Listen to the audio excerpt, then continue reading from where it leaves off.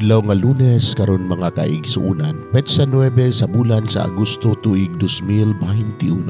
Ang pagbasa kinutlo gikan sa Ebanghelyo sumala ni San Mateo, kapitulo 17, bersikulo 22 ngadto sa 27. Unya ang tanang tinun-an nagkapundok didto sa Galilea. Miingon si Jesus kanila, ang anak sa tao hapit na itugyan ngadto sa mga tao nga mopatay kaniya. Apan sa ikatulo ka adlaw mabanhaw siya. Tungod niini nasubo pag-ayo ang mga tinun-an. Miabot si Jesus ug ang iyang mga tinun-an didto sa Capernaum.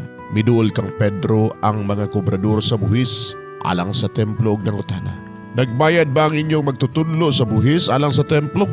Oo, nagbayad, mitubag si Pedro. Sa pagsulod ni Pedro sa balay, miuna pagsulti si Jesus, Simon, unsa may imong hunahuna? Kinsa man ang magbayad og buhis o bayranan ngadto sa mga hari niining kalibutana? Ang mga lungsuranon ba o ang mga langyaw?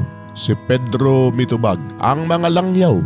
Si Jesus miingon, kun mao gana, ang mga lungsuranon dili kinahanglan mo bayad. Apan dili kita gusto nga kining mga tawhana masilo busa lakaw ngadto sa lanaw og pamasol. Biraha ang unang isda nga mukubit og sa baba niini imong makita ang usa ka salapi nga igong ibayad sa imo ug sa akong buhis alang sa templo. Kuha kini og bayri ang atong buhis. Mga igsuon ang Ebanghelyo sa Ginoo.